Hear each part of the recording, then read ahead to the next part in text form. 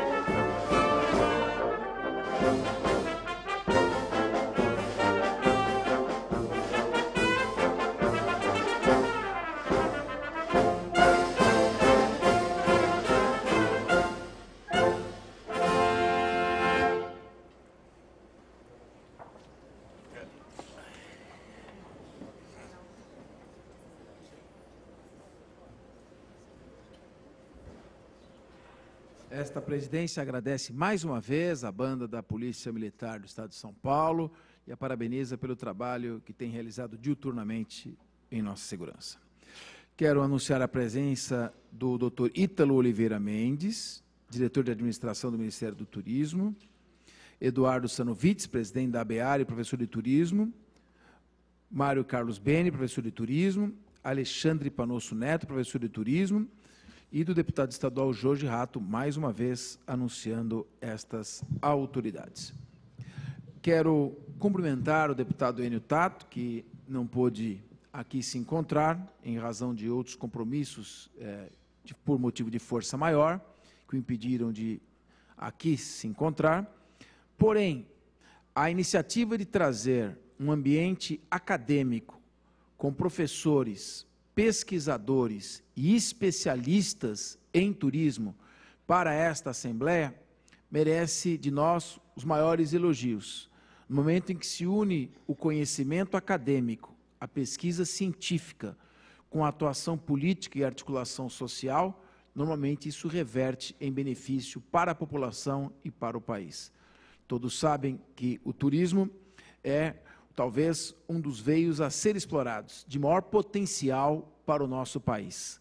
Ainda não explorado devidamente E temos certeza que, se começarmos a dar cada vez mais atenção e ouvirmos a opinião dos especialistas, nos direcionando no rumo certo, com certeza passaremos de 5, 6, 7 milhões de turistas por ano para 30 milhões, como alguns países da Europa, gerando emprego, numa economia limpa e com as belezas, eventos, turismo, tudo que tem disponível em nosso país. Por essa razão, parabenizo a Assembleia e agradeço muito aos professores que aqui estão presentes para nos permitir, o representante do Ministério do Turismo, nos permitir esse ganho em conhecimento.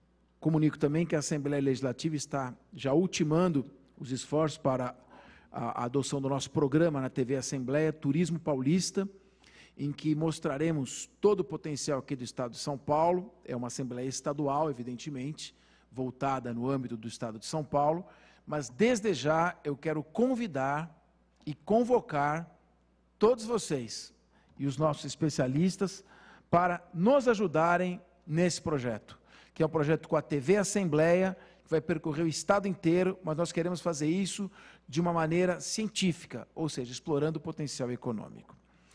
Nesse momento, o deputado Enio Tato solicitou que eu fizesse a abertura deste evento e chamasse o deputado Jorge Rato, que é o nosso deputado, está sempre aqui presente, presidindo as sessões, para que assumisse esta presidência. Então, eu chamo nesse momento, peço uma salva de palmas a esse grande deputado Jorge Rato, que passará a condução dos trabalhos.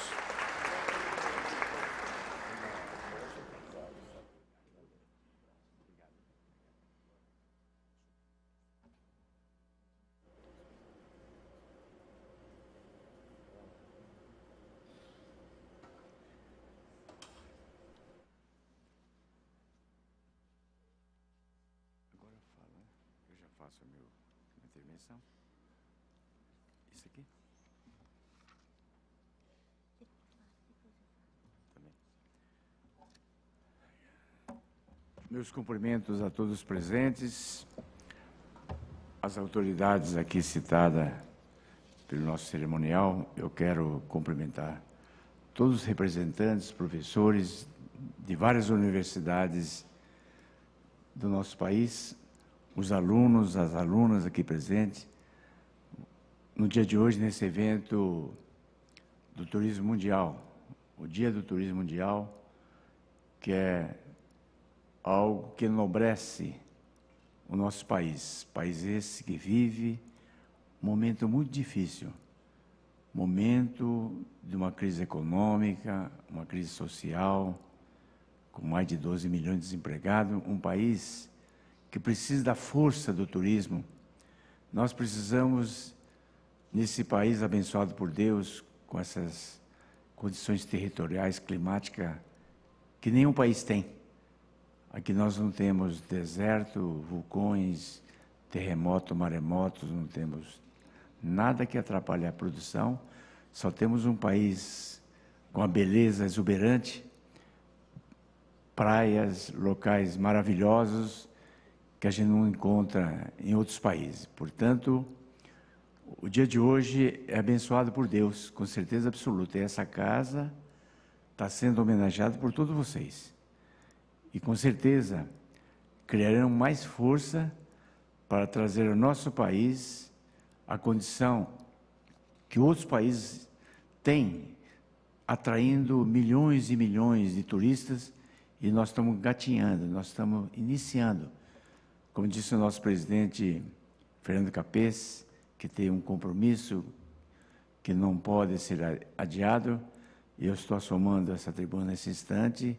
Também quero falar aqui em nome do deputado Enio Tato e dizer a vocês, estamos iniciando o turismo.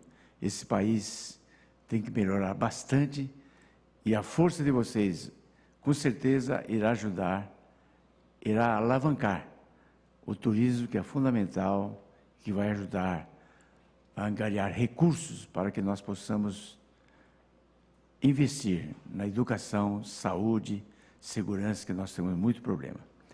Eu quero, nesse instante, então, anunciar e agradecer a palavra, ou melhor, a presença de todos os alunos e também citar aqui a Universidade Anhembi, Morumbi, programa de pós-graduação em hospitalidade, Vanusa Matos, doutoranda, Ricardo Frugoli, doutorando também. A Universidade de Brasília, nós temos aqui a honra de receber Mariana Tomazini, mestre, Fernanda Matos, mestranda, e é coordenador do programa, a professora doutora Marusuk Martini Mueschi. Da Universidade de Caxias do Sul, nós temos Marcela Ferreira Marinho, doutoranda, Natália Biasos, mestranda, e o coordenador do programa, coordenadora, professora doutora Márcia Maria Capelano dos Santos, e também da Universidade de São Paulo, da USP, nós temos Amanda Cabral, mestranda, Felipe Romano, mestrando, e o coordenador, professor doutor Alexandre Panosso Neto, da Universidade do Vale do Itajaí. Temos Mônica Santana de Vargas, mestranda, Tamires Folieto Fiuza, mestranda, coordenador do programa, professor doutor Francisco Augusto dos Anjos, da Universidade Estadual do Ceará, Elaine Cristina Silva Fernandes, mestranda, ao lado da Cristiane Mesquita Gomes, mestranda, e o coordenador do programa, professor doutor Fábio Perdigão Vasconcelos, vem da Universidade Federal do Paraná. Ana Paula Perardi Farias, mestranda, Wellington Lemos Gomes, mestrando, coordenador do programa, professor doutor Miguel Bag. Da Universidade Federal do Rio Grande do Norte, nós temos Patrícia Galvão, doutoranda, Cíntia Pinheiro, doutoranda, e o coordenador do programa, professor doutor Wilker Ricardo de Mendonça Nóbrega. Da Universidade Federal do Fluminense, nós temos Natasha Ribeiro Bantim Durães, mestranda, Rafael Melo Pereira, mestrando, e também Aguinaldo César Fratuzzi. Esta presidência... Onde está? Rompendo o protocolo, a partir deste momento, o senhor Alexandre Panosso Neto, professor de turismo EAT da USP, irá moderar o andamento da mesa. Por favor.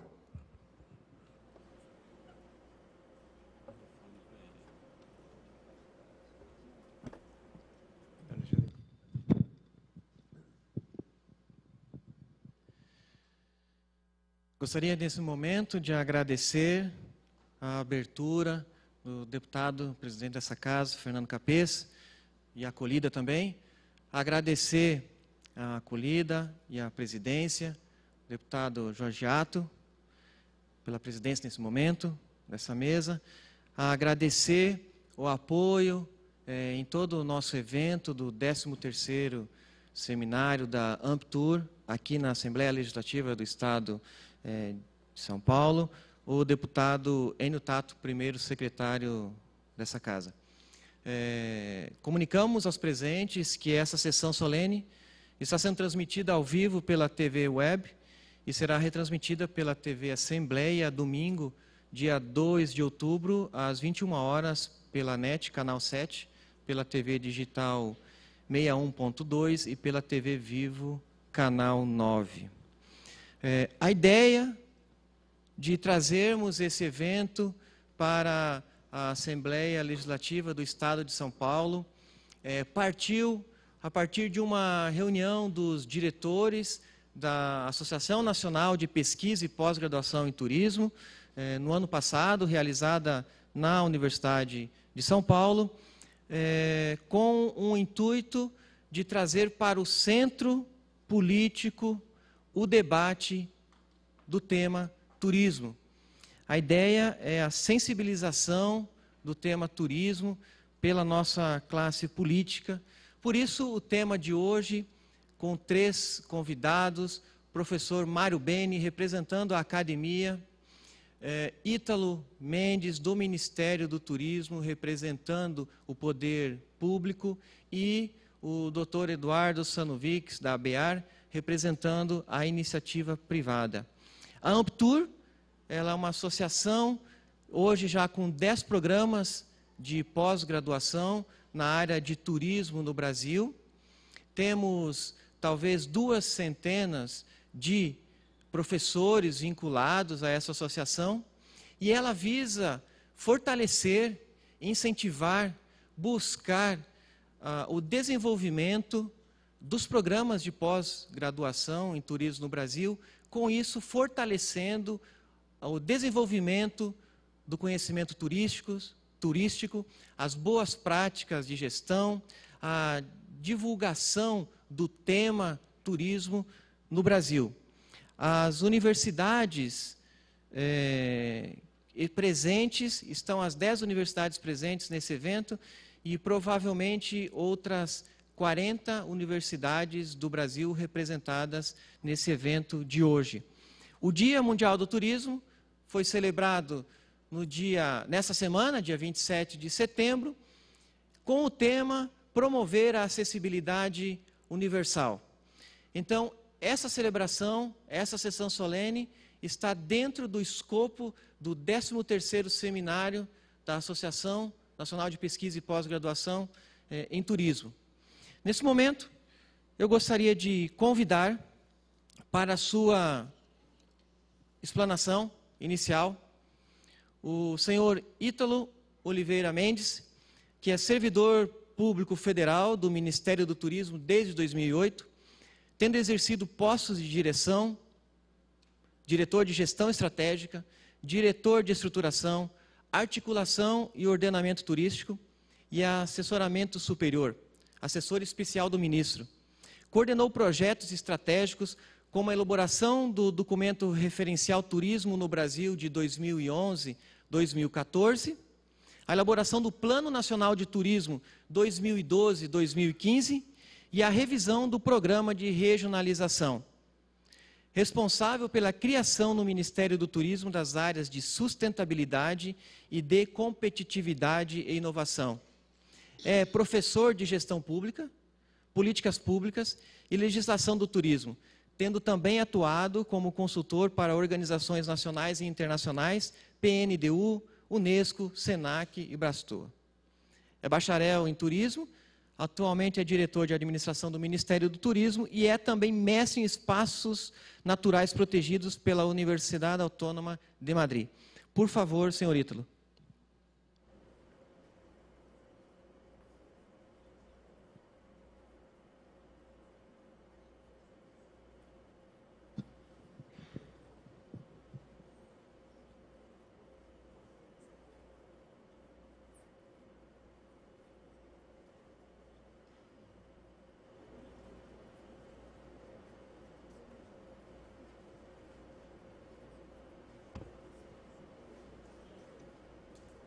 Esta presidência tem a grata satisfação de anunciar a presença do Dr. Felipe Tonetti, representando o nosso colega, o deputado Itamar Borges.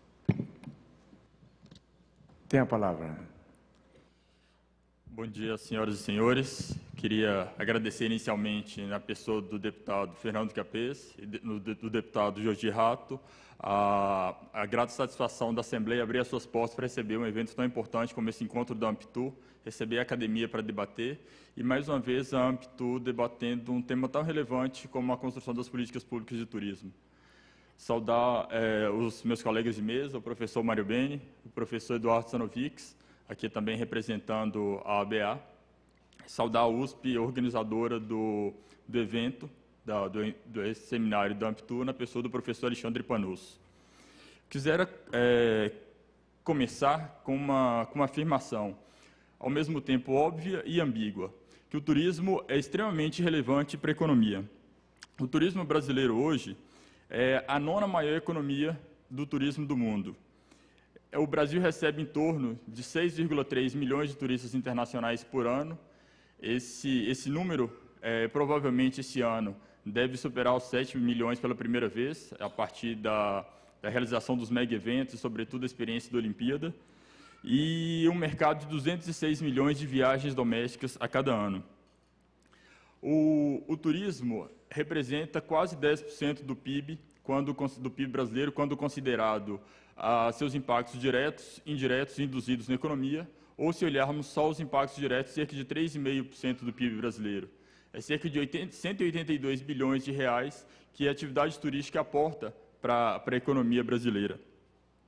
Um setor estratégico para a geração de empregos, né? Mais de 3 milhões de trabalhadores são trabalhadores empregados no setor de turismo e empregados diretamente no setor de turismo, e é cerca de 8,8% dos empregos diretos e indiretos são gerados hoje pela atividade turística.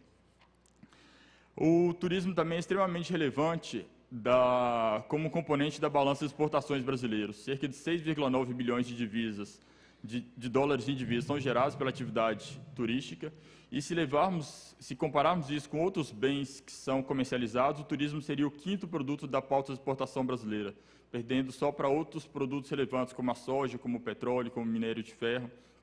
O turismo é um dos fatores mais importantes da economia.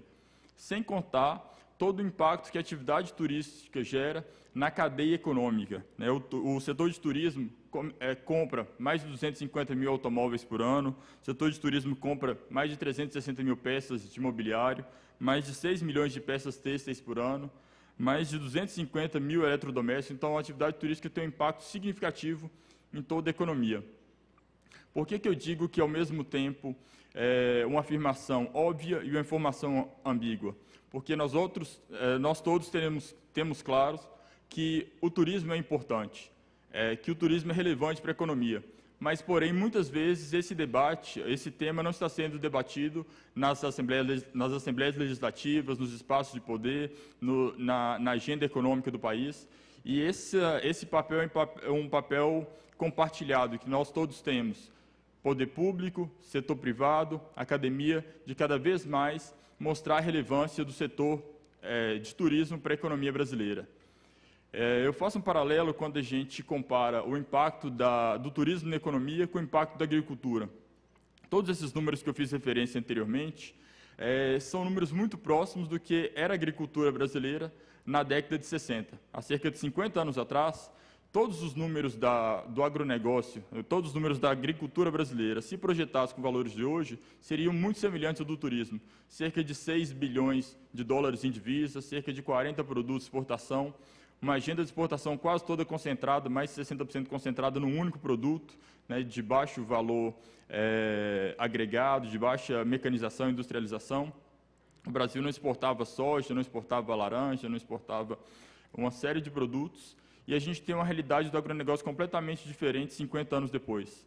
O que aconteceu nesse intervalo de tempo? Uma congregação de esforços do setor privado, que se capacitou cada vez mais e que articulou espaços dentro do Poder Legislativo, dentro do Poder Executivo, um esforço de gestão, de geração do conhecimento, e o papel, por exemplo, da Embrapa é extremamente importante nesse intervalo, o papel do governo entender a agricultura como setor estratégico, né? Só em créditos, o governo federal investiu no ano passado cerca de 185 bilhões de reais em crédito para equalizar juros para o setor agrícola.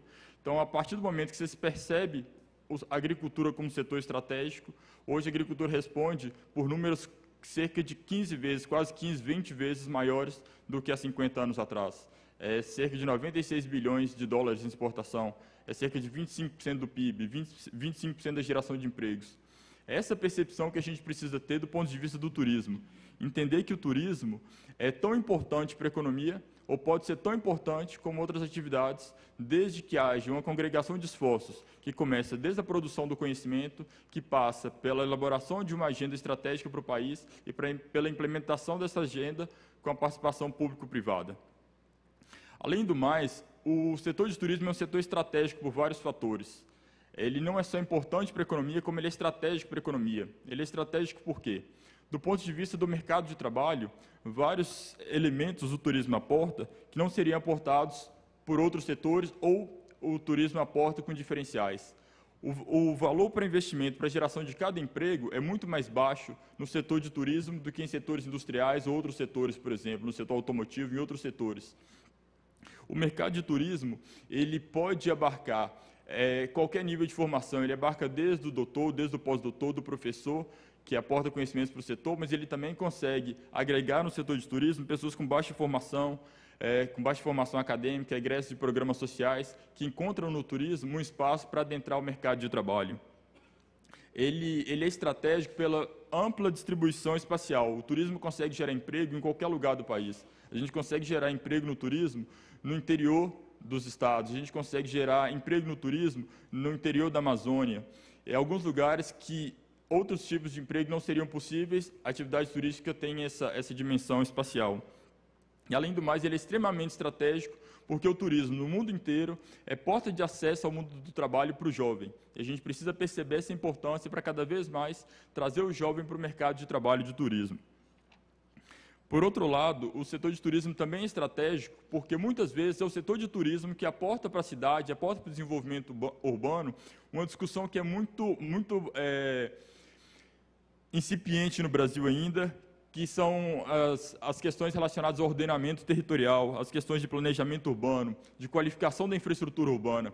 Poucas cidades param para pensar o seu desenvolvimento urbano, os seus eixos de desenvolvimento, e a atividade turística também, por ser intensiva no uso do espaço, competir pelo uso do espaço com outras atividades econômicas, ele acaba levando essa reflexão, fazendo as cidades se organizarem melhor. É como se arrumássemos a casa só para a visita chegar. E, muitas vezes, as cidades que melhor se preparam são as cidades que recebem visitantes na cidade e que se qualificam melhor a sua infraestrutura urbana. Algumas cidades talvez não tivessem algumas estruturas importantes se não fossem destinos turísticos. Por exemplo, aeroportos em cidades de pequeno porte, de médio porte, vários outros tipos de estruturas urbanas. O turismo também é importante pelo papel dinamizador que ele tem na economia. Eu fazia referência às compras do setor de turismo em várias atividades. O turismo fortalece a matriz econômica local, ele atrai investimentos privados, atrai investimento em infraestrutura pública, ele diversifica a economia. E ele não pode ser percebido só como seu impacto econômico, mas esse potencial irradiador que ele tem para a economia local. Por outro lado, todo o papel que o turismo tem para a valorização do patrimônio cultural, que outras atividades econômicas não teriam, de ampliar o conhecimento, estimular a visitação do patrimônio histórico e cultural, de destacar as expressões artísticas nacionais, de reconhecer e valorizar as expressões da cultura popular brasileira e de reconhecer as manifestações de cultura contemporânea. Além do mais, o turismo destaca, valoriza e estimula o conhecimento e o respeito para a cultura alimentar, para a gastronomia, para a culinária típica, que muitas vezes se perderiam se não fosse a visitação, a atividade turística. O turismo também é estratégico pela preservação dos ativos ambientais. É a atividade turística que muitas vezes financia em espaços relevantes o financiamento da preservação do patrimônio ambiental, a promoção da valorização e a promoção da educação ambiental. O turismo também é estratégico, mais do que tudo, porque ele forma a imagem do destino. Muitas vezes, a imagem que formamos do destino ela está diretamente associada a um conjunto de elementos, e o turismo é um desses fatores preponderantes. E isso é valor. Quando a gente faz referência a determinados destinos, a gente faz algumas referências que são, mais do que tudo, lugares, atribuímos alguns valores específicos que transferimos para outros setores econômicos. Por exemplo, se eu falo do Japão e vou fazer referência à tecnologia, ou se eu falo da Alemanha e vou fazer referência à tecnologia, eu atribuo um determinado valor por ser do Japão, por ser da Alemanha, que eu não atribuiria esse valor se eu falasse de outro país. Então, a imagem que se tem dos produtos, a imagem que tem de determinados países se transfere em valor de produto. Então, a imagem que o Brasil tem de criatividade, de alegria, de capacidade de organização, de capacidade de respeito à diversidade, de capacidade de acolhida e de hospitalidade, isso transfere também no valor que se pode agregar à imagem dos produtos brasileiros. E também pelo papel que a atividade turística tem na autoestima da população local. O turismo também é um fator importante quando a gente pensa na promoção de uma cultura de paz. O turismo, no mundo cada vez mais que cria barreiras, um mundo que cada vez mais que cria intolerâncias, a falta de respeito, o turismo é a resposta para aproximar as pessoas. É quando se conhece que se respeita. É quando eu visito o outro que eu aprendo a respeitar o seu modo de vida. Cada vez mais é preciso que as pessoas se visitem para promover a paz. Que países diferentes se visitem, culturas diferentes se visitem, mesmo no próprio país, conhecermos estados diferentes, conhecermos a nossa própria cidade. Então, o turismo também tem um aspecto importante para a promoção de uma cultura de paz. E também o turismo é estratégico, porque ele é cada vez mais percebido como um instrumento importante para a promoção do desenvolvimento sustentável. Em setembro do ano passado, a Assembleia das Nações Unidas aprovou os Objetivos do Desenvolvimento Sustentável, que substitui o esforço anterior de uma década dos Objetivos de Desenvolvimento do Milênio. São 17 objetivos e, pela primeira vez, o turismo aparece como meta em 3 dos objetivos. É a primeira vez que o turismo aparece como meta em uma declaração das Nações Unidas como estratégia do desenvolvimento sustentável. E esse é um papel compartilhado que exercemos juntos, poder público e academia. E aqui eu faço uma especial referência ao papel dos observatórios. Uma das metas está relacionada à elaboração de políticas públicas que promovam o desenvolvimento sustentável, né, a geração de empregos sustentáveis na economia, e uma outra das metas está relacionada aos observatórios de desenvolvimento sustentáveis, responsáveis por monitorar esse desenvolvimento da atividade ao redor do planeta. E a Organização Mundial de Turismo tem feito um trabalho de integração de observatórios, de integração de metodologias para que possamos compartilhar indicadores a nível mundial. E o papel da academia é fundamental nesse processo. Mas eu faço todas essas referências ao papel estratégico do turismo para a gente pensar qual o gap temos, então, das políticas públicas de turismo, se percebemos esse papel tão relevante que a atividade turística poderia ter e tem na economia. E a principal, um elemento importante para compreendermos esse cenário é olharmos para os índices de competitividade internacional. O Fórum Econômico Mundial ele tem um índice específico de competitividade do turismo. O Brasil é o 28º país mais competitivo do mundo quando analisado quando analisados os aspectos referentes exclusivamente ao turismo. Isso significa que o turismo é muito mais competitivo. O turismo brasileiro é muito mais competitivo que a economia brasileira, que estava até o relatório anterior na 57ª posição e caiu 18 posições no relatório recém-divulgado nessa semana, né, caindo para a 75ª posição. Então, isso significa que temos um setor que, mesmo na economia que não é tão competitiva, ele traz aspectos muito competitivos. Por que o turismo brasileiro é competitivo?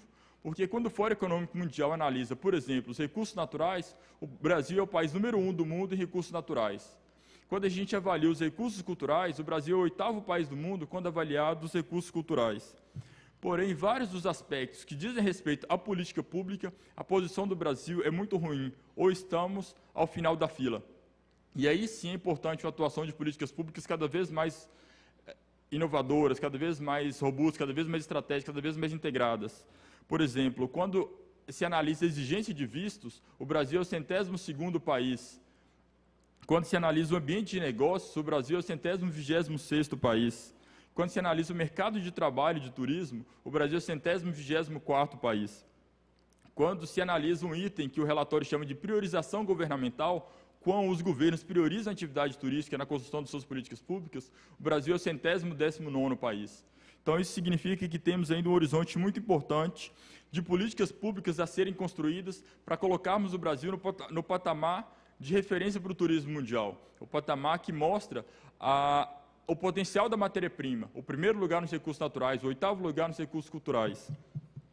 E aí, o papel do Estado é extremamente importante, e algumas funções típicas de Estado, talvez concordemos todos, né, que cada um dos gestores, nas suas diferentes esferas, devem atuar e vem atuando, como na regulação da atividade, como no apoio ao planejamento e gestão, como no fomento, como na infraestrutura, no desenvolvimento da infraestrutura, como na qualificação profissional, como na geração de informação e como na promoção turística. E avanços consideráveis foram alcançados nos últimos anos. A gente pode destacar vários avanços importantes se a gente olha para 10 anos atrás, para 13 anos atrás, né, no momento de criação do Ministério do Turismo, até hoje. Só que essas políticas precisam ser cada vez mais repensadas. A gente tem um mundo que se transforma cada vez mais rápido, um mundo completamente impactado por novos elementos, pela transformação da tecnologia, das relações de consumo, o mercado das startups, um conjunto de uma nova agenda que se interpõe ao setor de turismo, que a gestão pública agora que enfrenta. Se olharmos para a atuação da gestão pública ela ainda está muito centrada no apoio à infraestrutura, e ainda que com investimentos robustos, o Ministério do Turismo investiu, ao longo dos últimos 13 anos, mais de 9 bilhões de reais em infraestrutura, em quase 20 mil obras, em 4.500 municípios brasileiros. Então, 80% dos municípios brasileiros têm obras de infraestrutura aportado recurso do Ministério do Turismo. Mas talvez careça de uma reflexão da atuação estratégica dessa infraestrutura. Quais são os investimentos estratégicos para a infraestrutura brasileira? E a gente só vai alcançar isso junto com a reflexão, conhecimento e gestão pública. A promoção, que ainda ela se vale pouco das novas plataformas digitais, ela ainda está muito assentada no processo de participação em feira, de mídias tradicionais, que começa a se transformar, ou do apoio a eventos, que muitas vezes também nem sempre são geradores de fluxos turísticos. Na produção de estatísticas importantes, fundamentais, mas que precisa dar um passo para que conseguimos, de fato, fazermos uma gestão eficiente do conhecimento que consiga levar o país a posições a tomar de decisões estratégicas para reposicionar a atividade, e uma atividade de regulação, que precisa avançar do cadastramento para uma atividade mais dinâmica, que proporcione e que entenda os novos dinamismos da atividade no mercado. Então, são esses novos temas que perpassam cada vez mais a construção das políticas públicas de turismo, que precisam ser olhadas à luz da academia e à luz da gestão pública, como a competitividade, como a sustentabilidade, como a acessibilidade, tão em voga agora por ser o tema escolhido pela Organização Mundial de Turismo para ser celebrado no Dia Mundial de Turismo, celebrado no mundo inteiro agora no dia 27 de setembro. E também a evidência que trouxe a realização exitosa da Paralimpíada, que deu uma visibilidade tão grande a esse importante mercado. A importância da inovação contínua, o impacto que tem essas novas tecnologias, a importância de se construir uma agenda de facilitação de vistos, que talvez naquele modelo antigo de gestão de políticas públicas era um tema não abordado. Por muito tempo, a construção da política externa brasileira se assentou pelo princípio da reciprocidade, que não fazia nenhum tipo de concessão. Então, era quase impensável falar de processo de facilitação de visto. A gente viu a experiência exitosa ao longo da Olimpíada, que durante 6 meses foi inexigido visto para 6 mercados estratégicos, né, como Estados Unidos, como Japão, como Austrália, como Canadá, e que isso propiciou não só um aumento do número de visitantes desses países, como mesmo os visitantes que já viriam passaram por um processo, uma experiência muito mais agradável de visitar o país, sem nenhum risco para a segurança. E uma agenda importante de conectividade aérea, que cada vez é importante para mercados de destinos, de viagens de longa duração, como é o mercado brasileiro. E aqui eu faço referência às novas agendas que a gestão pública olha, as fronteiras do conhecimento que avançam para a nova gestão. Então, as políticas públicas hoje são construídas a partir de uma compreensão dos destinos turísticos inteligentes, como que se incorpora o conhecimento das cidades inteligentes, né, das smart cities, para aplicação para os destinos turísticos, incorporando desde um conceito de governança até o impacto dessas novas tecnologias para melhorar a experiência do visitante. A discussão de uma agenda, de uma construção, de uma estratégia de segurança turística, e um tema tão caro ao Brasil e tão pouco trabalhado sob a ótica da gestão pública do turismo. E aqui eu faço compreender segurança turística sob a sua mais extensa ótica, na segurança integral do visitante, da saúde do visitante, da proteção dos seus direitos de consumo, da sua segurança econômica, da defesa civil, essa compreensão integral, essa articulação de atores para a construção de uma política robusta de segurança da experiência do turista nos destinos e da sua relação com os prestadores civis turísticos. A construção de uma agenda de turismo responsável, que perpassa todos esses eixos relacionados ao desenvolvimento sustentável, aos direitos humanos, à responsabilidade social, à redução das desigualdades. Então, como que essa agenda faz a interface com as políticas públicas de turismo. A estratégia integrada de branding, que tanto carece o Brasil e que hoje é uma agenda compartilhada entre vários atores importantes do governo federal que tem uma atuação fora do país. E uma agenda de excelência na gestão pública. Cada vez mais o cidadão cobra, demanda da gestão pública em todas as áreas a excelência na prestação do serviço. E esse olhar a gente já começa a incorporar com a experiência piloto que foi apresentada em julho desse ano do Programa de Fortalecimento da Gestão Pública do Turismo, que é um programa que começa qualificando a gestão interna do Ministério do Turismo, mas que é compartilhada com secretarias estaduais de turismo, secretarias municipais de turismo, para cada vez mais compartilharmos experiência, para construir uma gestão cada vez mais eficiente, cada vez mais transparente, cada vez mais participativa, cada vez mais sustentável e cada vez mais inovadora. E nesse contexto, fazer uma referência especial aos laboratórios de inovação.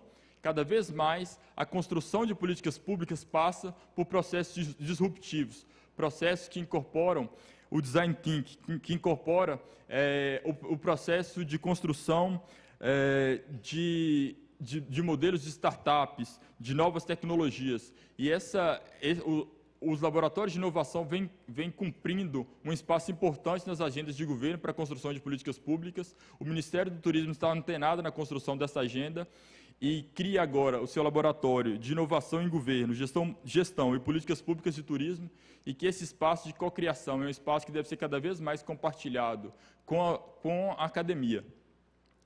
E eu gostaria de encerrar fazendo especial referência ao papel que tem a academia.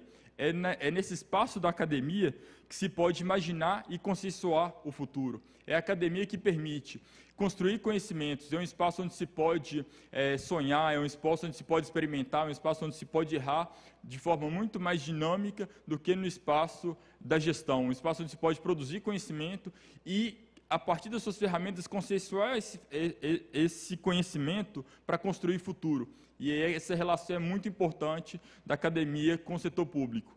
Por outro lado, também um papel que a academia tem de apoiar para que esse futuro seja colocado em prática, ou talvez pressionar para que esse futuro seja colocado em prática, que é só com esse papel relevante que a academia tem de produzir conhecimento e de pressionar para que esse conhecimento seja colocado em prática, é que a gente vai conseguir transformar a realidade do turismo. Deixo especial saudação a toda a equipe da Amptu, que tornou possível a realização desse congresso, e deixar o Ministério do Turismo de portas abertas para essa interação com a academia. Obrigado.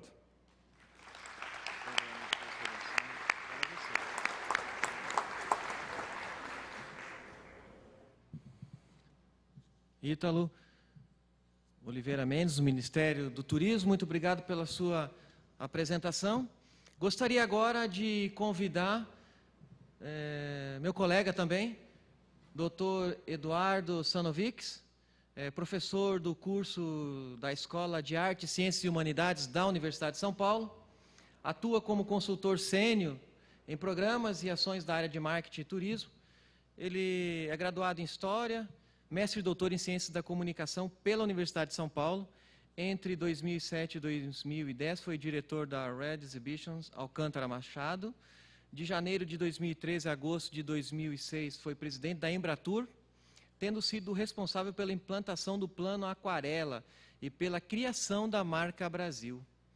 Entre janeiro de 2001 e janeiro de 2003 foi presidente da AMB Turismo e Eventos da cidade de São Paulo e entre abril de 97 e dezembro de 2000, diretor de operações do São Paulo Convention and Visitor Bureau. Foi diretor de turismo da Prefeitura Municipal de Santos entre 93 e 96. Em 2002 foi o vencedor do Grand Prix Prêmio Caio como profissional do ano em turismo de eventos e negócios do Brasil. No período 2004-2005 recebeu o Prêmio IMEX Academy Award, prêmio do setor de eventos concedido em Frankfurt, na Alemanha, escolhido como o melhor profissional das Américas. Em 2005, 2006 e 2010, por votação direta do Trade Turístico Nacional, foi eleito personalidade do turismo brasileiro. A partir de agosto de 2012, assumiu a presidência da Associação Brasileira das Empresas Aéreas ABAR, a convite das empresas nacionais de aviação. Doutor Eduardo, por favor, sua apresentação. Bom dia a todos. É um prazer estar aqui. Primeiro, cumprimentar o deputado Jorge Ratto, representando a Assembleia Legislativa, professor Mário, Ítalo, professor Alexandre, e saudando o professor Alexandre, quero cumprimentar todos os colegas, professores, pesquisadores, todos os alunos. Eu estou vendo alunos meus e estou vendo alunos de várias escolas, portanto, eu entendo que esse momento, esse espaço, não apenas é um momento de debate e reflexão sobre a nossa profissão, nosso exercício profissional, nosso exercício acadêmico, mas também é um momento, e acho que isso é fundamental, de lançar alguns questionamentos, de fazer algumas provocações no sentido mais positivo e agradável da palavra provocação. E eu creio que isso é uma das coisas que mais me dá orgulho e prazer de manter e de exercer cotidianamente essa vinculação com a universidade.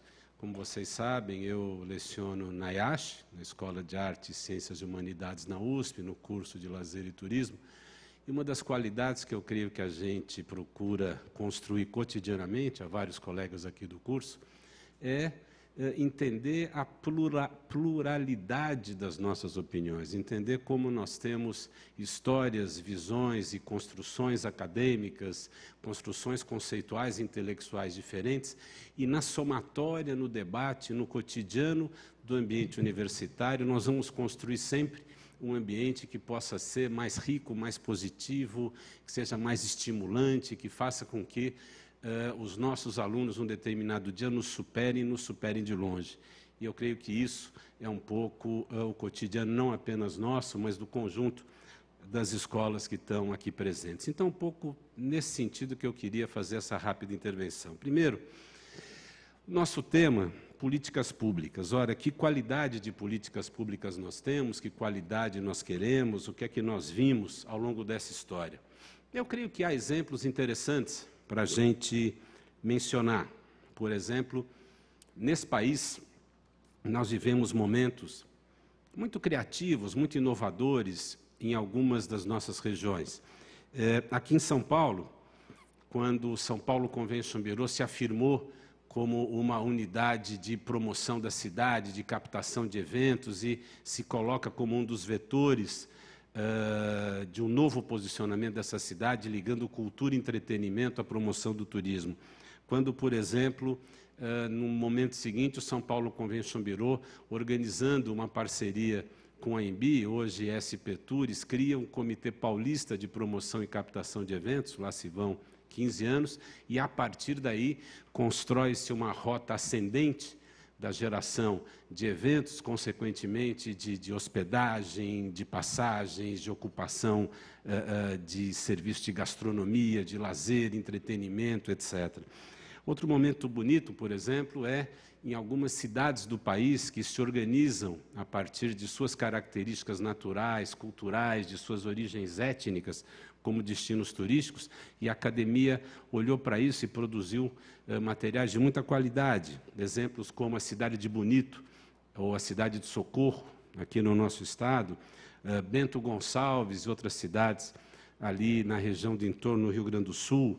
Do ponto de vista nacional, o Plano Aquarela, a Marca Brasil, que até hoje, enfim, hoje já um pouco menos, mas por pouco mais de 10 anos, construíram um rumo para o reposicionamento da imagem do Brasil no exterior e foram a base teórica, conceitual, que organiza o processo que nos leva a fazer as candidaturas brasileiras à Copa, à Olimpíada e aos Jogos Paralímpicos. Então, estes processos são processos importantíssimos que marcam, digamos, a história do nosso exercício profissional, nosso, eu digo, de todos nós aqui, de todas as universidades aqui mencionadas, de dezenas de profissionais que estão aqui e que por aqui já passaram. Por outro lado, Nós também já vivemos momentos muito pobres, tá certo? E nós temos outro lado da moeda. Eu não vou aqui citar casos específicos, mas, geralmente, os momentos que nós temos problemas são aqueles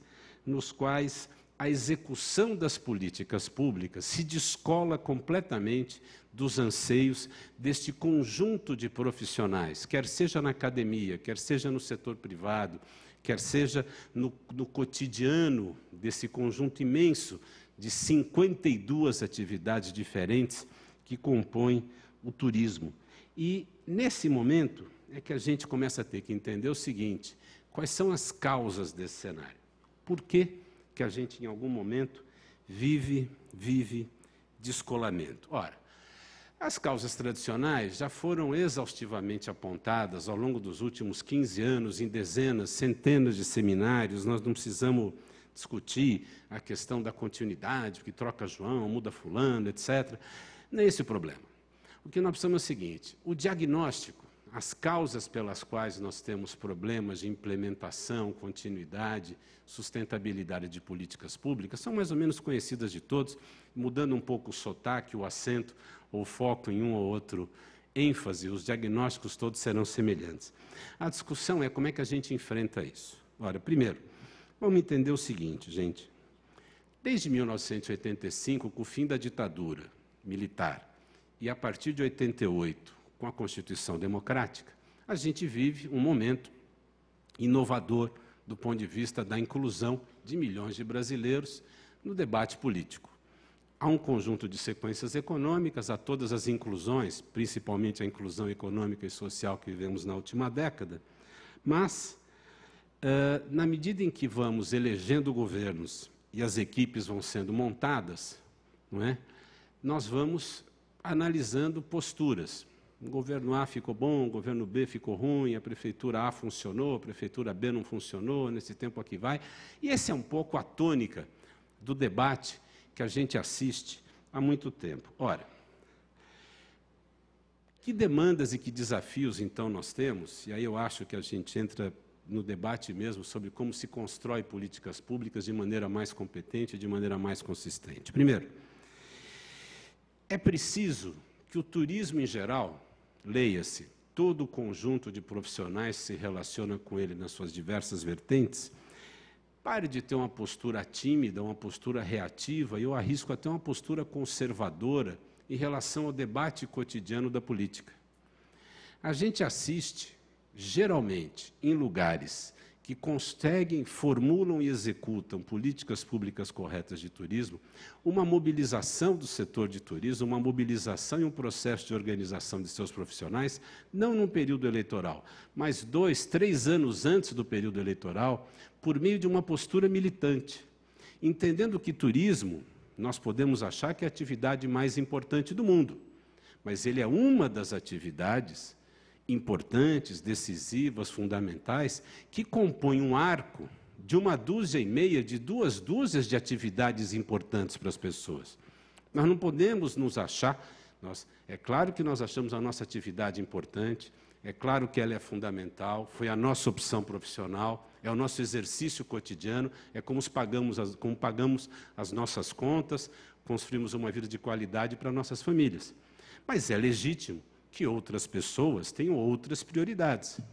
E a definição de prioridades por parte de executores de políticas públicas, quer sejam municipais, estaduais, quer seja do ponto de vista federal, se dá no embate de diferentes ideias, se dá na discussão entre diferentes polos de formulação. Portanto, primeiro, é fundamental uma postura militante, é fundamental que nós tenhamos cada um, e óbvio que na democracia implica-se no reconhecimento legítimo da postura individual de cada um para o lado A, B, C, D ou F.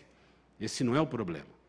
O importante é que tenhamos isso, que nos posicionemos e que tenhamos uma postura ativa e participativa. Segundo, essa atitude é que influi no debate e na formulação de políticas durante o processo enfim, de conscientização e de configuração do discurso de qualquer um. Eu estou dizendo isso porque domingo tem eleição, tá certo? Então, acho que esse é um tema importante para se refletir.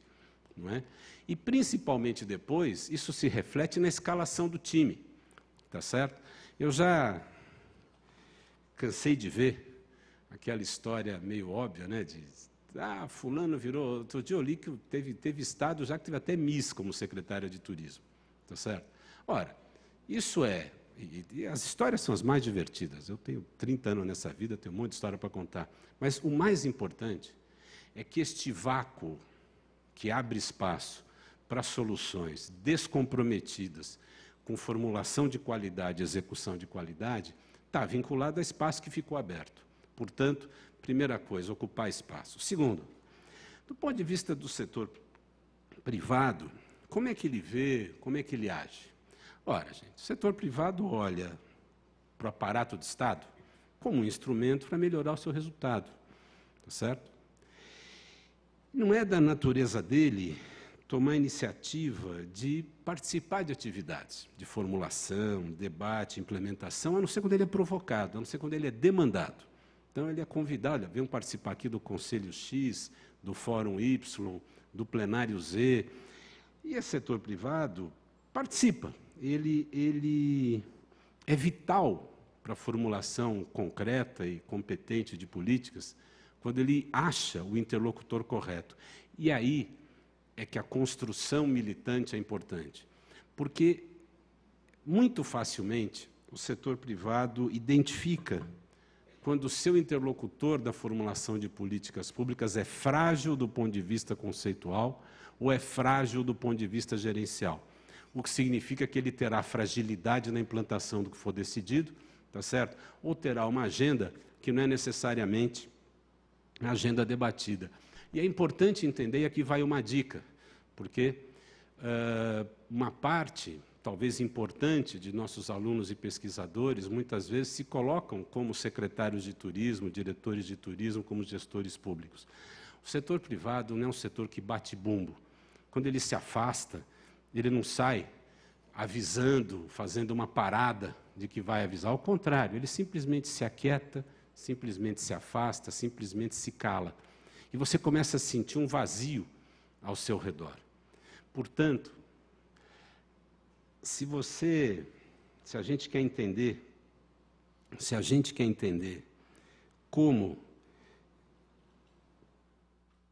que a gente constrói uma relação consistente com o setor privado, primeiro é importante entender o seguinte: se o silêncio é a tônica à sua volta, você tem um problema. Segundo, algo bastante importante de entender com o setor privado é que a coisa que ele mais se afasta é daquelas entidades de representação discutível, sabe? O turismo, a gente brincava antigamente que ele produzia muito duas coisas: entidades e divórcios, tá certo? Por conta da sua natureza. Os divórcios eu espero que tenham diminuído, não estou acompanhando tanto o assunto, mas o número de entidades de representação discutível continua sendo um problema. E isso rapidamente se percebe, tá certo? A coisa mais fácil de você ver é quando tem alguém dizendo: este aqui é o melhor secretário que a gente teve, é o primeiro que nos recebe, nunca fomos tão bem... Começou com esse discurso, alguém que tem responsabilidade de entregar resultado no fim do mês, tem custo para administrar, tem margem para trabalhar e tem que atender cliente, consumidor, você se arrepia com coisas que sente que tem pouca consistência, tá certo? Isso é fatal. Ora, partindo desse pressuposto, como é que nós, o setor de aviação, estamos olhando para a formulação de políticas públicas? Que temas nós enfrentamos hoje com mais brevidade, com mais urgência? Nós temos hoje alguns grandes temas. Primeiro, a agenda regulatória. Vocês sabem que a aviação é a segunda atividade econômica mais regulada do mundo.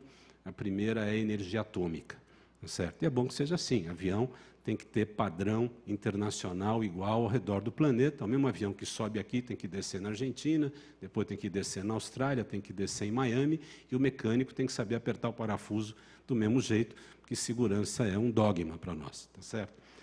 E sendo assim, o que nós discutimos sempre? Primeiro, a defesa no Brasil. Primeiro, da liberdade, do regime de liberdade tarifária que existe desde 2002. Por quê? para quem é mais jovem aqui, até 2001, o preço de uma passagem aérea era definido por um órgão antigo chamado DAC, que não existe mais, pelo Estado, pelo governo, que dizia, olha, São Paulo-Rio custa R$400, não importa o horário, o dia, etc.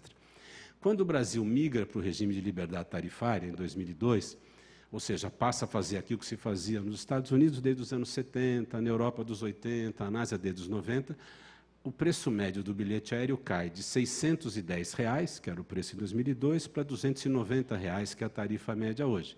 E a gente vem de 30 milhões de passageiros para 100 milhões de passageiros ano.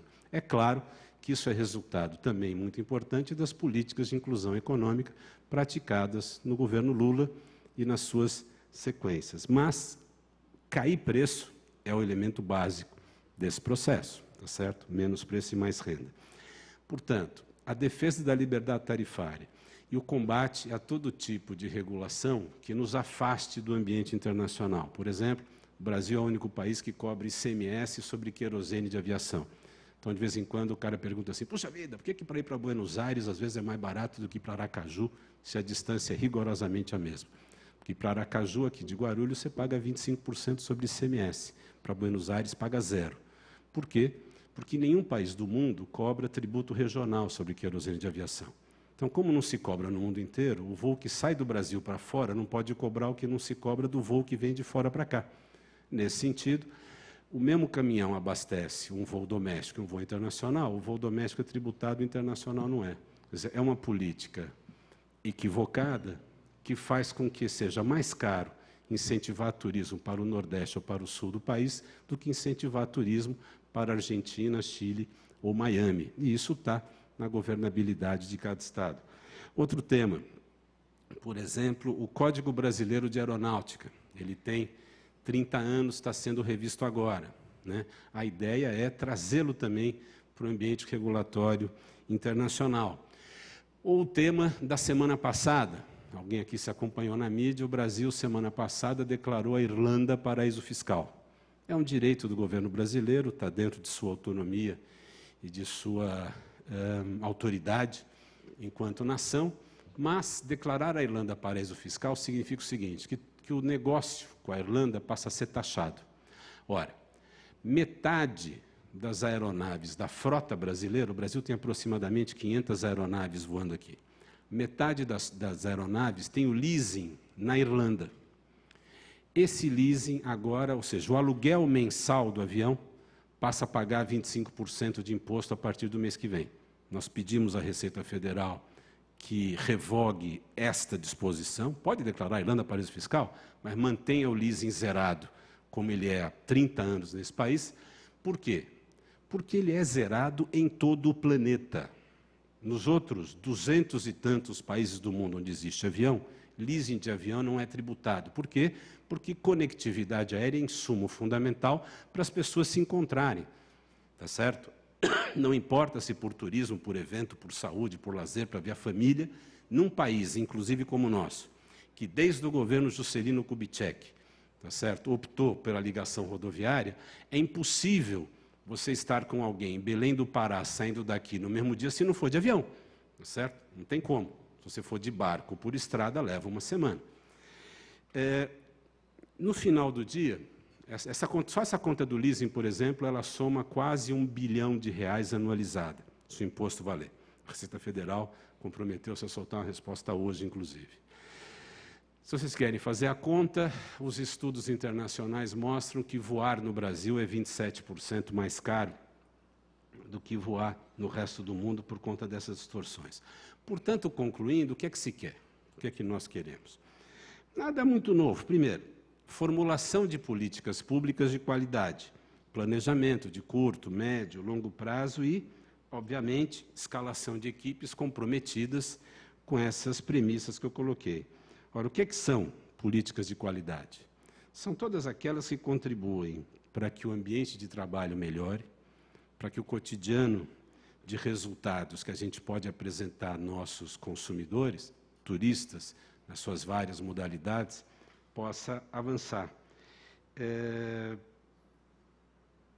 A academia e o setor público têm capacidade de ser protagonistas nesse assunto. E eu quero lembrar aqui há pelo menos 20 anos, cotidianamente, eu escrevo, e o primeiro artigo que eu publiquei com isso já tem, acho que 19 ou 20 anos, eu dizia o seguinte: turismo é a conjugação de 4 verbos, né? Dormir, comprar, conhecer e comer. Por quê? Porque o turista conjuga 4 verbos quando sai de casa. Ele se utiliza da oferta gastronômica, da oferta de hospitalidade, não é? Da oferta cultural ou natural, e ele, de alguma forma, também se utiliza da oferta comercial. Ora, a maneira pelo qual os consumidores estão conjugando esses 4 verbos hoje mudou radicalmente em relação a 20 anos atrás.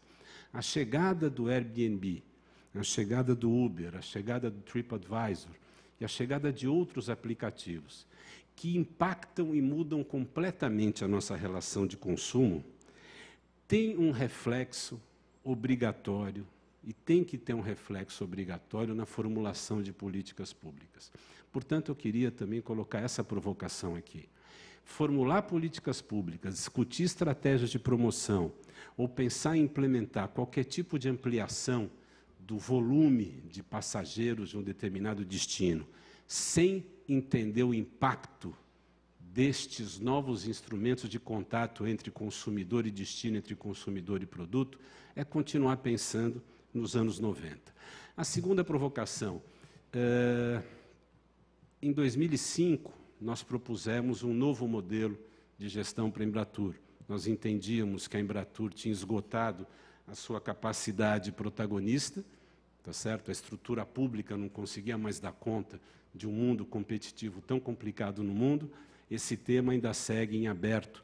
Era um modelo que acabava com a autarquia e propunha um outro processo de formulação público-privada e propunha um outro processo de integração entre esses diferentes agentes a que eu venho me referindo desde que me coloquei. Portanto, no fundo, o que nós queremos são 2 coisas, tá certo? Nós queremos, primeiro, quer dizer, que formuladores e executores de políticas públicas estejam sintonizados com o que acontece nas nossas vidas cotidianas e, principalmente, quer dizer, que a academia exerça cada vez mais o papel protagonista que ela tem de nos dizer para onde vamos, de nos dizer o que vai acontecer na próxima década, nos próximos 20 anos.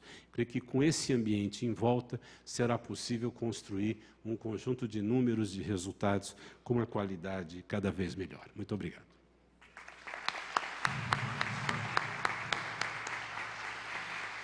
Meu colega, professor Eduardo Sanovics, muito obrigado pela explanação, pelas provocações.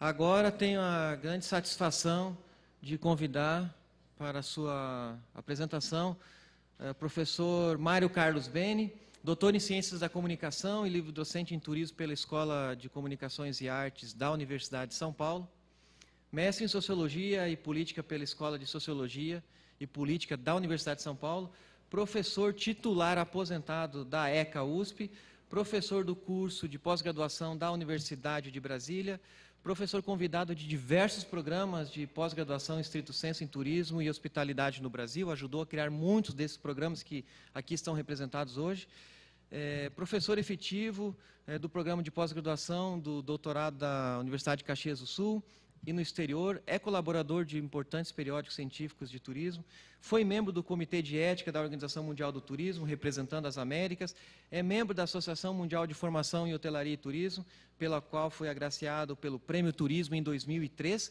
autor de diversos livros na área, membro do Conselho Nacional de Turismo, do Ministério do Turismo, e pertence à Academia Brasileira de Eventos e Turismo, é reitor da Universidade Corporativa e presidente do Conselho Nacional da Confederação Nacional de Turismo, tem 22 mestres formados, 14 doutores formados, entre eles professor Eduardo Sanovics, e esse que está falando, e mais uma meia dúzia que está aqui nessa plenária, tem 24 prêmios diversos no Brasil e no exterior, 54 artigos científicos publicados, 6 livros e outros 18 capítulos de livros. Vou parar por aqui o currículo. Professor Mário Beni, por favor, sua explanação. Obrigado. Bem, eu quero cumprimentar inicialmente o nosso presidente, companheiro de partido e amigo deputado Jorge Rato,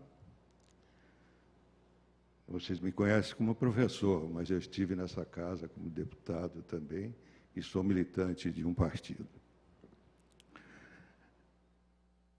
Cabe a mim, nesses 42 anos de magistério, fazer uma análise crítica. Uma análise crítica de tudo que foi dito, porque eu represento aqui e agora a academia. Então, o que eu posso dizer? Eu tenho 15 minutos, pelo horário que avançou e que agora nos resta. Eu acho que o Ministério de Turismo, como as secretarias de Estado de Turismo e as secretarias municipais de turismo, tem sido objeto de escolhas que efetivamente não traduzem o valor intrínseco do que representa o turismo hoje para a economia do país.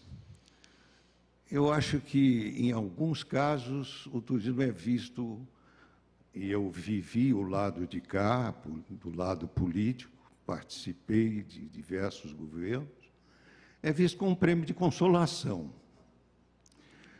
Esta é a primeira postura que eu queria colocar, a primeira impressão que eu tenho.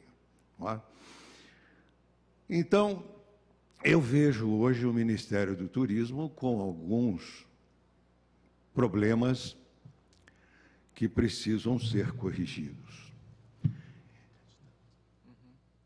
Algumas diretrizes estão corretas. A academia, no seu devido tempo, foi ouvida, deu sugestões em 2003, mas nós já vimos com uma herança de 1990, na década de 90, quando se criou lá, e alguns se lembram disso, nem todos, o PNMT, Plano Nacional de Municipalização do Turismo, que era um plano que visava a conscientizar, sensibilizar para um processo de interiorização do turismo. Muito bem. Por um equívoco, e todos esses planos, tanto o PNMT como o atual plano de regionalização de turismo, vou tomar esses dois exemplos, recomendavam e foram sugeridos pela Organização Mundial de Turismo. Não são planos que nasceram do Ministério. Nasceram à época da Embratur, com o Caio Luiz de Carvalho, o PNMT, por recomendação da OMT. E o plano de regionalização de turismo, igualmente por recomendação da OMT. O que acontece? Qual é a primeira providência a se tomar quando se vai trabalhar um plano de regionalização ou, na época, o plano de municipalização do turismo?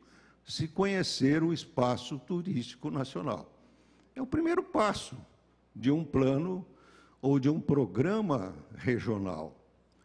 Então, isto pressupunha, e realmente foi implementado, ou pelo menos foi criado um instrumento necessário com oficinas, naquela época ZOP, método ZOP, para o inventário turístico nacional, para se definir o espaço turístico, se conhecer o espaço turístico nacional.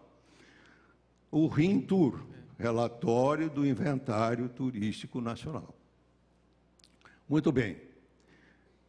Por um equívoco da época, e aí começam os problemas, é sempre o gestor que, de alguma forma, e literalmente ocorreu isso, pulou essa etapa. E, mais uma vez, ou pela primeira vez, apropriou-se de um processo de regionalização expressado e praticado pelo mercado. Cria-se, em 2003, o atual Ministério do Turismo.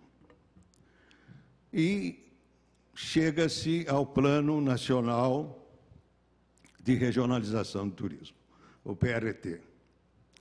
Muito bem, nós já temos uma dificuldade verificada em todos os países sul-americanos. Eu trouxe aqui alguns números que revelam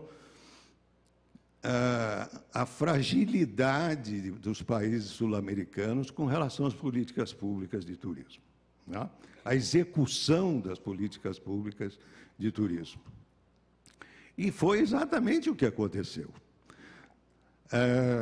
Nós sentimos, nos dois casos, que, para se ganhar tempo, no caso do PNMT, pulou-se uma etapa fundamental e se apropriou, foi apropriado o processo de regionalização pelo caminho do mercado, ou seja, pelas aquelas roteiros já consagrados pelo mercado. E, a partir daí, então, se desenvolveu todo o processo de municipalização e de conscientização de turismo. Alguns estados, efetivamente, trabalharam bem, o caso de Santa Catarina, o caso do Espírito Santo, São Paulo teve a sua contribuição também, Minas, mas, evidentemente, não era este o objetivo e não se conheceu como não se conhece até hoje. O mesmo critério que ocorreu com o PNMT ocorre com o PRT, Plano de Regionalização de Turismo. O que aconteceu? Houve uma apropriação, novamente, dos roteiros tradicionais, consagrados pelo mercado, e, a partir daí, se trabalhou a regionalização, o desenho. O mapeamento da regionalização do Brasil nasce pela apropriação dos roteiros do mercado. É quando eu sempre digo que não houve um plano de regionalização do turismo. Houve um plano de roteirização do turismo. Esta é uma realidade. Nós temos excelentes companheiros que saíram dos bancos universitários, que fizeram um curso de mestrado, se especializaram e que estão no Ministério. E que, evidentemente, adotam linhas que nós trabalhamos. Por exemplo, modelo endógeno de desenvolvimento sustentável, ou seja, trabalhar o desenvolvimento do turismo com a participação local. Isso não ocorre, porque, evidentemente, na fase de execução, na fase de realização, de implementação do plano, surgem opiniões diferentes. O Ministério do Turismo foi criado em 2003, nós estamos em 2016, passaram pelo Ministério 10 ministros, fora os interinos. Evidentemente, eu estou no Conselho Nacional de Turismo há 16 anos. desde o FHC. Então, o que eu observo e registro em ata todas as vezes que me é oportunidade? Nós somos quase 22 participantes, ou se não mais, Ítalo me corrija, 40, o dobro. Então, veja, nós temos 5 minutos quando existem reuniões do Conselho. Estão todas registradas em ata. Então, é claro que essas situações levam à dificuldade da execução, da implementação dos programas. Então, eu chego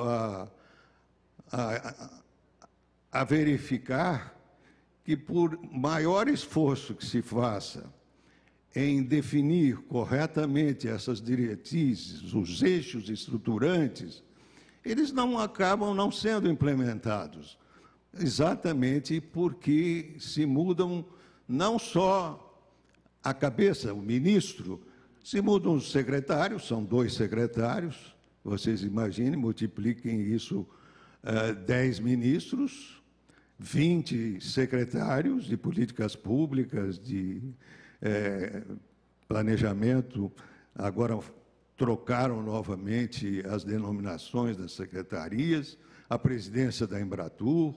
Quer dizer, o que é a imperiosa necessidade é de que se estabeleça efetivamente uma linha de execução e de implementação dos projetos.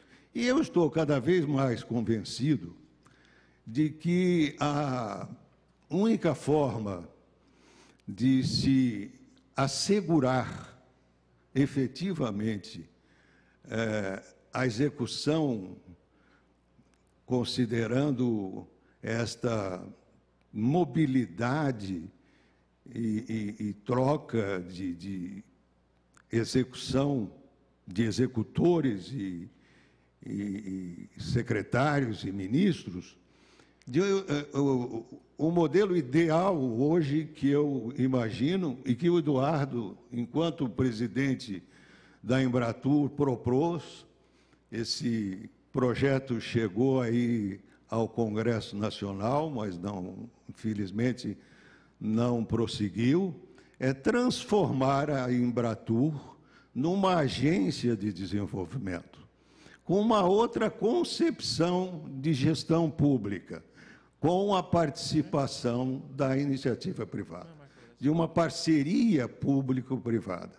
Então, eu vejo a única solução para o turismo no país a partir de uma reformulação e o Ministério ter um braço executor como uma agência de desenvolvimento. A Embratur acabou agora cuidando tão somente da parte de marketing internacional e de algumas pesquisas nacionais, mas, na verdade, ela poderia ser o braço executivo do Ministério numa concepção de agência de desenvolvimento.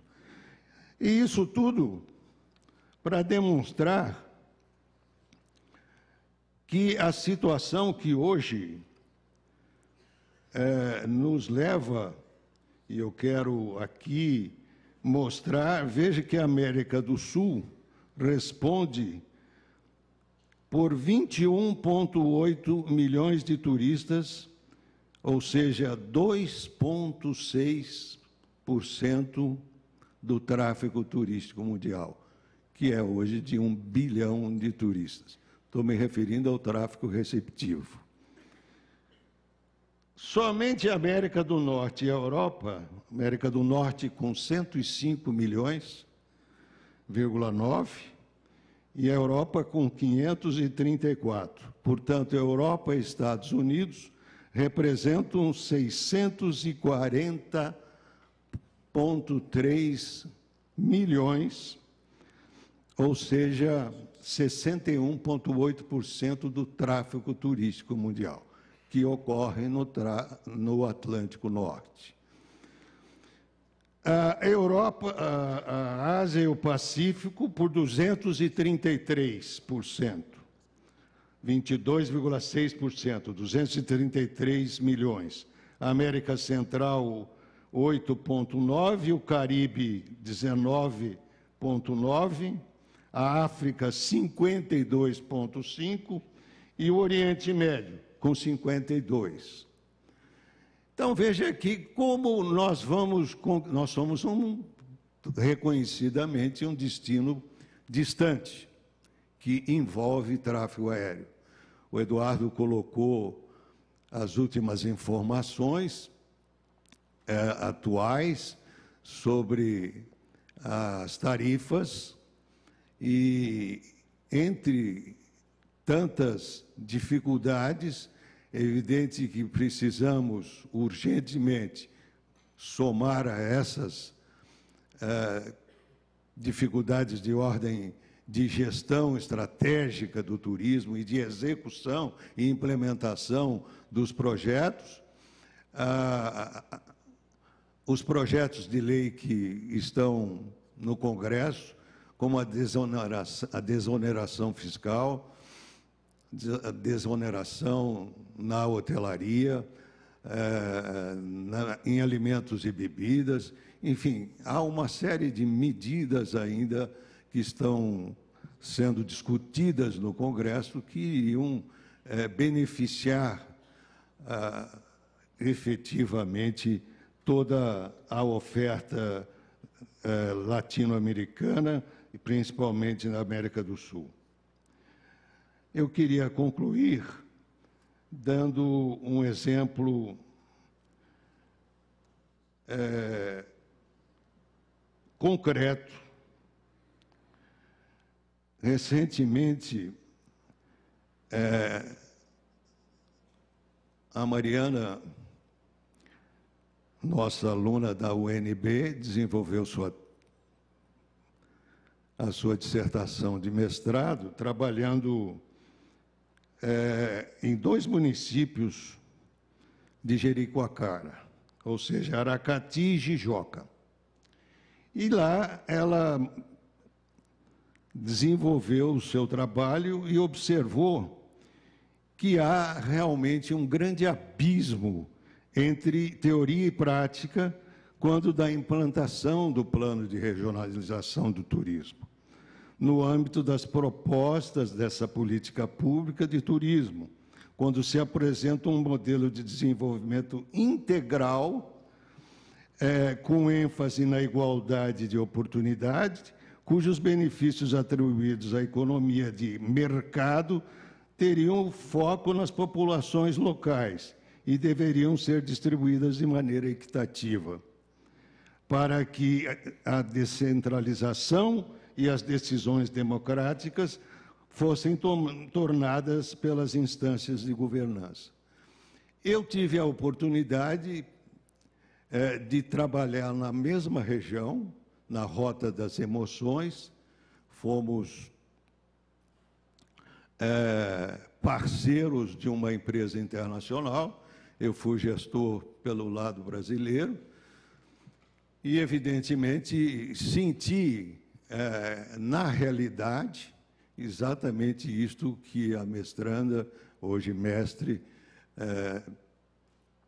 nos traz como conclusões. Então, o que se percebe nesse distanciamento entre teoria e prática, né, é que o PRT, até hoje, limitou-se a uma política pública abstrato-formal. Ou seja, devido à sua concepção de regionalização como roteirização, restringindo-se a induzir ações de interesse dos empresários do turismo, não contemplando um planejamento integral para atender à totalidade das necessidades das comunidades dos territórios turísticos, muito menos em possibilitar ações perenes de inclusão social por uma prática emancipatória. Isto foi observado em diferentes momentos.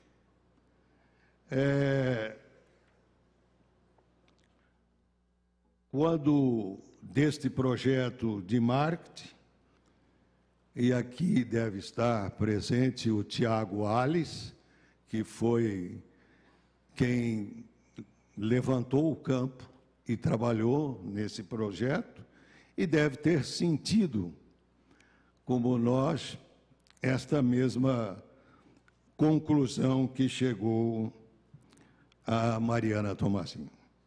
Portanto, é na execução, é na implementação das diretrizes que, embora corretas, não encontram, na verdade,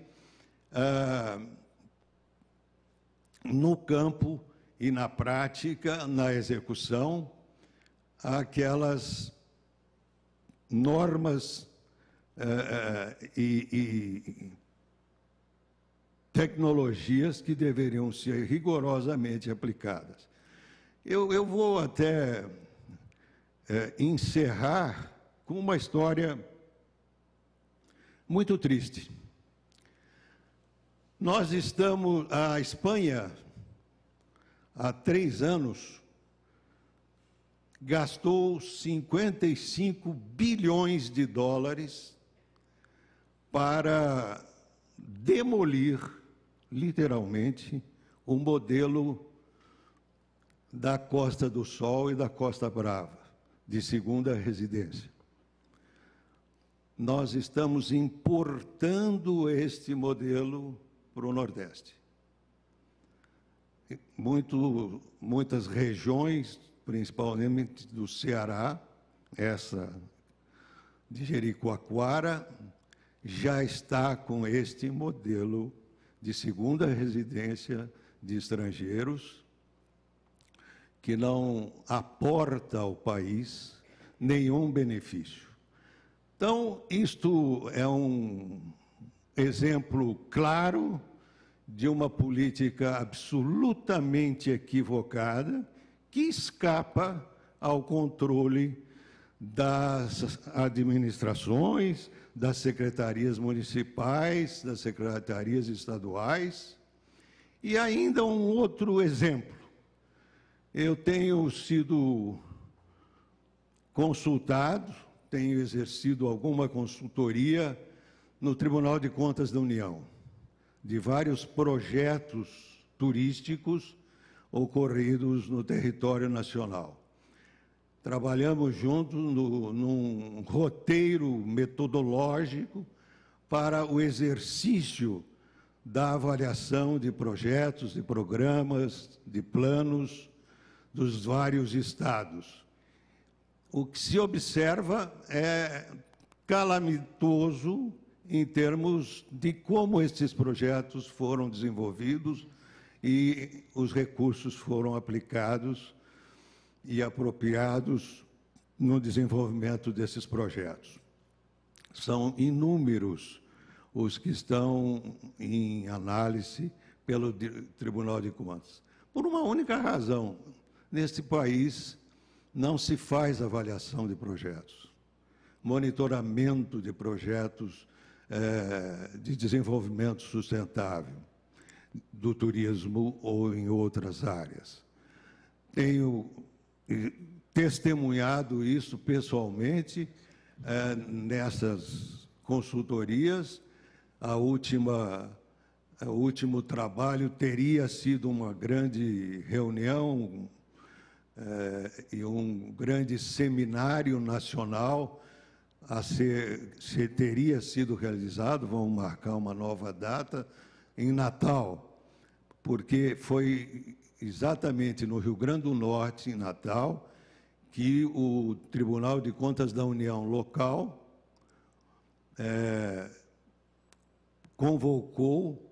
me convocou pela primeira vez e, a partir daí, desenvolveu, por um processo de teleconferências, um trabalho permanente junto aos tribunais regionais e ao TCU em Brasília, no sentido de trabalhar nesse sentido. Então, por essas razões todas, eu quero concluir, pelo tempo que me foi dado, que diretriz estruturantes existe. O Ministério tem bons quadros, as secretarias também. Ao longo destes 40 e comemoramos ontem na ECA 50 anos de existência, 40 anos do curso de turismo. Então, ao longo desses 40 anos, o Brasil formou mais de 300 mil turismólogos, que estão por aí. Evidentemente, eu acho que nós já poderíamos estar numa escala muito mais avançada de políticas públicas de turismo, na execução, principalmente, desses projetos. Mas, infelizmente, ainda estamos engatinhando nesse processo por absoluta falta deste processo de controle, desta avaliação, deste gerenciamento de projetos e da execução e implementação correta das políticas públicas de turismo. Muito obrigado.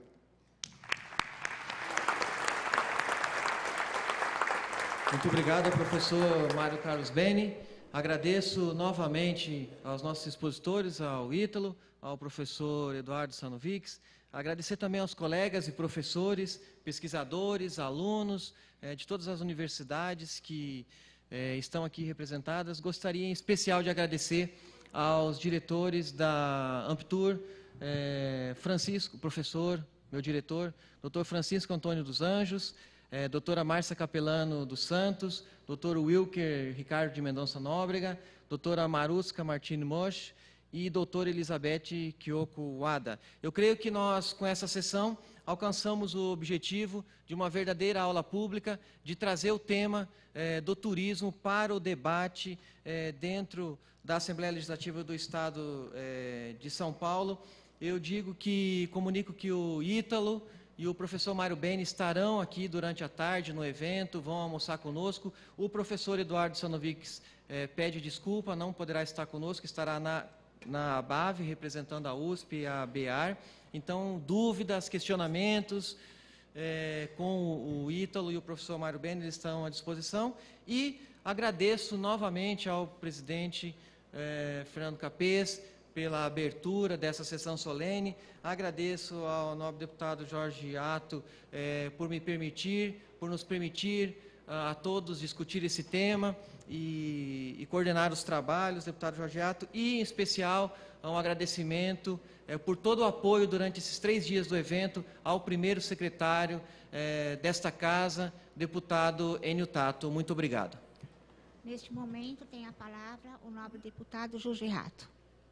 Eu quero, então, em nome de todos os deputados, parabenizar esse evento, que é o Dia Mundial do Turismo, escolhendo esse tema extremamente importante, política pública e turismo. Aqui saudar e parabenizar os expositores na coordenação, o professor Alexandre Panusso, também o nosso professor Ítalo Oliveira, também o nosso professor e presidente Eduardo Sanovics, o nosso querido amigo, professor e também deputado, conselheiro, Mário Carlos Beni.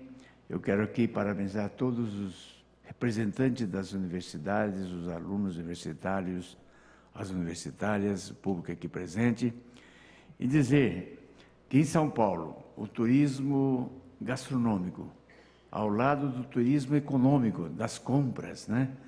Ela deixa essa cidade robusta, ela deixa a cidade de São Paulo como uma das cidades que mais arrecada, que mais gera emprego, que mais gera recursos. Então, eu quero parabenizar o turismo no dia de hoje e também dizer, ao finalizar, que nós comunicamos mais uma vez que essa sessão solene está sendo transmitida ao vivo, né? Transmitiu pela TV Web e será transmitida pela TV Assembleia domingo, dia 2 de outubro, às 21 horas, logo depois da eleição, pela TV Assembleia, pela NET Canal 7, pela TV Digital, canal 61.2 e pela TV Vivo, canal 9. Esgotado o objeto da presente sessão, a presidência agradece às autoridades, a todas as equipes, aos funcionários do Serviço do Som, da Taquigrafia, do Serviço de Atas, do Cerimonial, da Secretaria-Geral Parlamentar, da Imprensa da Casa, da TV Alesp e das assessorias policiais, militares e civil, bem como a todos que, com suas presenças, colaboraram para o êxito desta solenidade. Está encerrada a presente sessão.